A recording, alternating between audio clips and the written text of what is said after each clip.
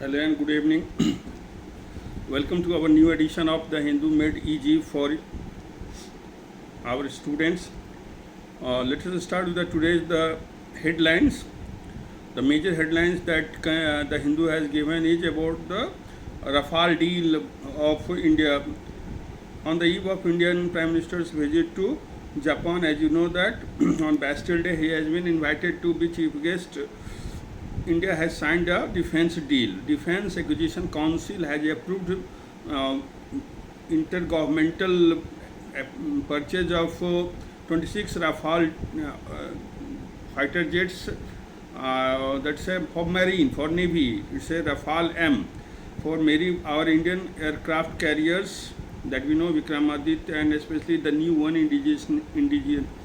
indigenously built INS Vikrant has they are decking it up with the fighter jets.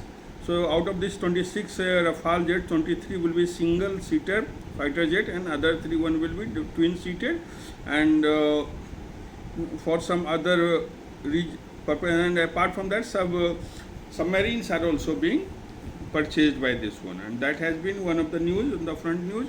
In the spotlight section we have the news regarding heading. They have given the Pilgrim's Progress.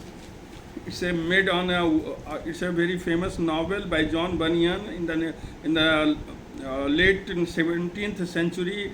John Bunyan wrote The Pilgrim's Progress. It's an allegorical novel regarding faith and regarding the journey and the ultimate salvation. So Christian is the protagonist, and his journey towards his enlightenment, salvation, he gets lots of hindrances and all, and that's a temptation, sins and things are being. Here that particular headline has been changed to, it's a plural made, pilgrims plural, and it's a pilgrim's progress in a literal sense. It has been very critically, you could say it has been mocked in a way that the writer doesn't believe anything about the person who have taken this huge task of ferrying on their person holy waters from Haridwar to their Delhi and other UP stations. Sometimes even 300-400 kilometers they walk on, and they carry holy waters to spread on the shivling in the month of Shravan. But the writer has other agendas and objectives in explaining things, that it creates law and order problems, and people in the four-wheelers are getting delayed because roads are being encroached by these Kamariyas who carry the pots of holy water towards their holy destination. So you should read this article for the sake that how they describe common day-to-day events that we have seen in ourselves.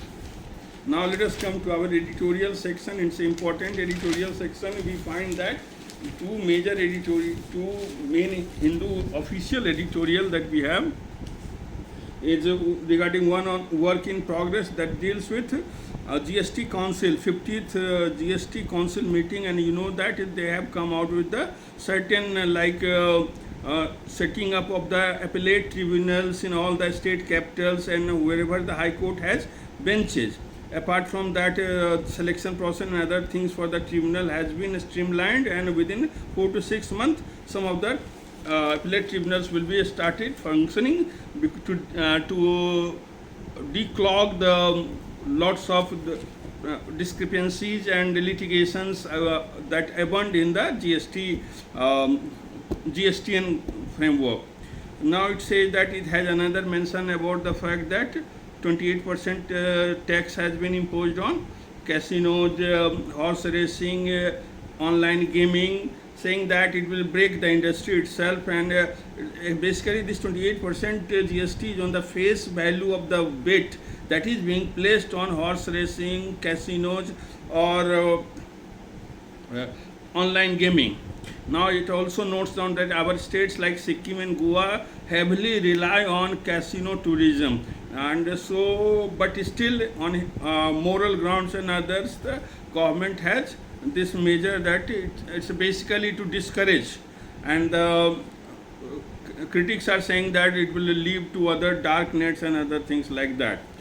So that's the first one, and second one is regarding the reflective, I would say, North Atlantic Treaty Organization's recent meet in Lithuania, as you know it, and how what did Zelensky got? He got reassurances and all sort of reassurances and some cluster bombs newses and things like that. Not he what did he want? He wanted to be the member of fast tracking of his entry into the NATO. As you know that North Atlantic Treaty Organization has latest member Finland, and now decks are being cleared by Turkey regarding Sweden. So Sweden is also going to be there very earlier than. So now Ukraine is also wishing to have its membership, but they are not getting any deadline or something like that. Joe Biden said to him, you don't think that Vladimir Putin thinks that he can overlast Ukraine? It is not true. So these sort of things like that, he wanted one major criteria that has been exempted for Ukraine is criteria set by North Atlantic NATO body, that is that they have a membership action plan, that certain measures has to your democratic credentials, election, law and order situation, ideology. So these measures are being checked before granting the second step of membership to the NATO. So they say that we have exempted you from this membership action plan.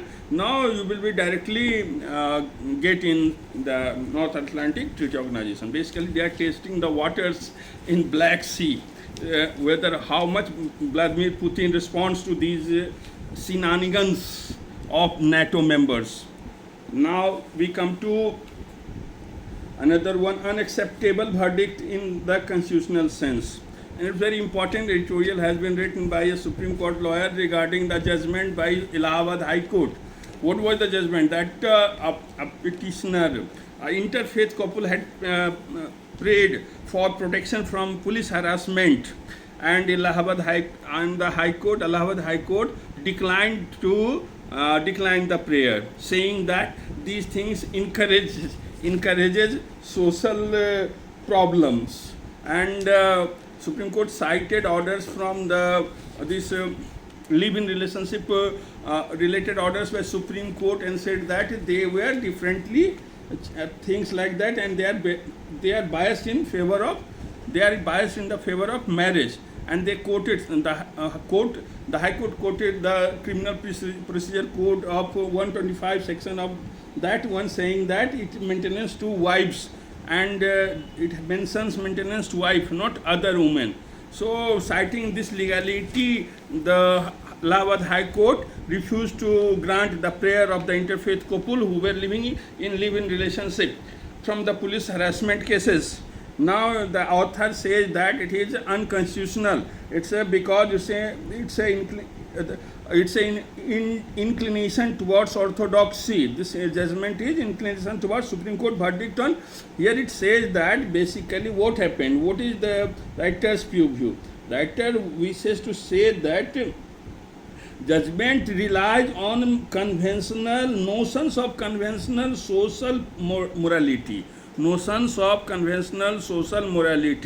And they are not supposed to rely on that, because it gives a judgment regarding that when adultery was decriminalized. Okay, that case has been mentioned that fidelity is good, but if it is being betrayed, then the state cannot interfere to maintain these things. Being an adult, they have freedom to pursue extramarital and premarital sex, and there is no such thing if there it is a consensus. So then it calls for another example. It says that Allahabad Court said that the observation of Supreme Court in these judgments were made in the context of the facts of the respective cases. Facts of every case will vary from one another, and there cannot be precedent on facts. But that does not mean that the High Court can disregard the proposition of the laid down by the Supreme Court on questions of fundamental rights. So whether we treat our citizen as an individual or we treat under the notions of prevalent social morality, and is the judge has this arena to give preachings regarding what is right, what is wrong. So keeping in mind, this article is important one. And then we have another article, the second editorial in this page is regarding written by Subrat Raju. He is the scientist and professor at International Center for Theoretical Sciences of Tata Institute of Fundamental Research in Mumbai. And what he has written, it's written by a recent incident happened. What happened in Indian Institute of Science? You know, the premier, the most premier science and research institution of India. They had a panel discussion or something like that on unlawful activities prevention, UAP, Unlawful Activities Prevention Act. But campus authorities director denied this. It was cancelled, and a professor who had signed for its petition, 500 scientists had signed a petition to Indian Institute of Science director saying that it is wrong. Scientists to have this rights, citizens, basic citizenship rights, to have his opinion on the constitutional matters and things like that. Scientists are not something that they are restricted to their labs only. They should have their own voices. The critical they should pursue critical inquiry into a variety of subjects. And since the scientists who are being paid by a state, the state exchequer pays for their research and things like that, so it becomes more important for the scientists to know the social and moral fabric of the society and democracy. So for a healthy democracy, they should be allowed to utter their differences of opinion, or whatever the opinion they have, it is their right to present and speak and discuss. Next we come for our popular section, that is context and text and context section. Here two major stories are there. In this. The first one is on the Geological Survey of India. The first Geological Survey of India survey of the Siachen Glacier. Okay, it happened in 1958. It happened in the June 1958. For 3 months, a camp of Geological Survey of India, led by a team led by V.K. Raina, a top Indian geologist, had camped there. And what they did, snout clay. He was actually 1958 is an important year in Geological Survey of India's calendar. It was because that year it was celebrated as International Geophysical Year. Okay. International Geophysical 1958 was celebrated as International Geophysical Year, International Geophysical Year. And in order to commemorate the event, all over the world, Geological Survey of associated institutions indulge in some specific jobs. So someone went for Arctic Circle, someone to Antarctica, but our scientists who were having meagre funding from the government of the day, they decided to go Ladakh and do especially Himalayan glaciers. So that's the Kumaon Himalayas, Kashmir Himalayas, Himachal part of the Himalayas.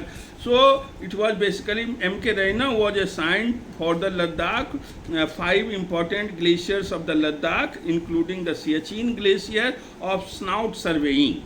That he will carry a team along with Sherpas and other people, and they will stay put there and they will do the snout surveying of the glaciers. And important thing that it emphasizes that we have a Karachi Agreement with Pakistan, 1949, ceasefire of Karachi Agreement, 1949, and it says that the point NJ 9842 is the point in the Siachen area within the reference point NJ 9842, as it is the last mutually demarcated point between India and Pakistan as per the Karachi ceasefire.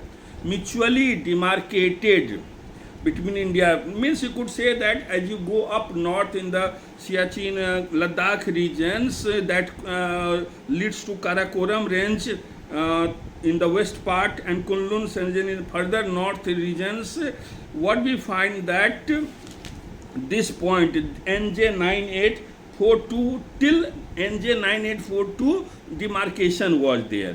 It was mutually agreed by both parties, and later on it was thought that north of it was just assumed like that. And so it says that when they camped there, they did the survey, they pointed it and things like that. No objections came from Pakistan during that time. And again this thing was put into practice in the Simla agreement that was held between Mrs. Indira Gandhi and Zulfikar Ali Bhutto of Pakistan, and it was after the coming out of East Pakistan into Bangladesh. So this agreement was there. Simla agreement was between Mrs. Gandhi and Zulfikar Ali Bhutto, and that also had accepted. That's a line of control, okay, and line of international border and line of control, LOC. And with China we have line of actual control, LOAC. So, but in 1983, what happened that it had an activity, and they tried to, then that time Indian government preempted Pakistani forces, and they reached the top of the Siachen glacier. That is that one. It's only after 25 years, that's in 1958, India did the surveying, snout surveying of the glaciers, 5 glaciers of the Ladakh region, including the Siachen glacier, and there was no problem, no objection, just things like that from Pakistan. Even during the Simla agreement, this was accepted. But in 1983, it says that it is pertinent to note that it is only 25 years later that Pakistan for the first time formally staked its claim to this region. That was contrary to the Karachi ceasefire agreement, and by unilaterally means Pakistan on its own, okay, extending the line of control from NJ 9842 till the Karakoram Pass, till the Karakoram Pass. That we say the northward, if you go, it meets the Karakoram Pass, that area. This set the alarm bells ringing in India and put into motion. That time Prime Minister Indira Gandhi was the Prime Minister of India, and she ordered Indian Army to take over physically the point. So India and Pakistan occupying the Saltoro Heights, chain of events which resulted in India preempting, means India reached before Pakistan. It could have been, if Pakistan had reached there and ceasefire had happened, then still they could have been occupying the upper region of the Ladakh Siachen glacier, but it was preempted by quick action from occupying that was the Saltoro Heights of April 13, 1984. It's important. Some operation it is known as, I don't remember this moment which operation it was called, but you will remember this one, that from that day onwards we have Siachen got militarized, and we have at great cost we are maintaining our troops round the clock there. Now we come to our second part of the text and context. It has a movie, Tamil movie, Mamanan, Marvi Selvaraj. One second.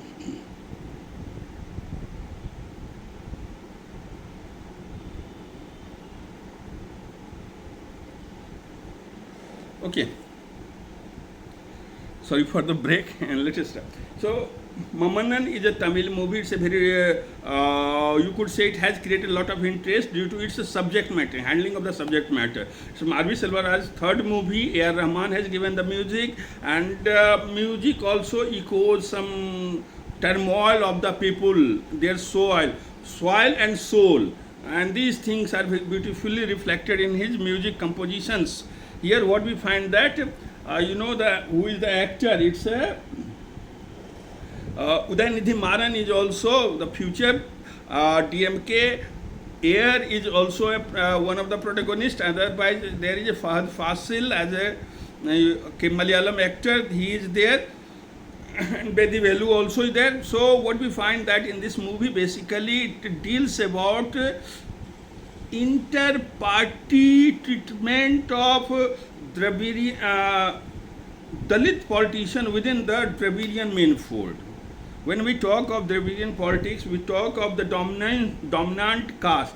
Dominant caste is a sociological term. It means non-Brahmin uh, groups or caste groups who are powerful in land holdings and other forms.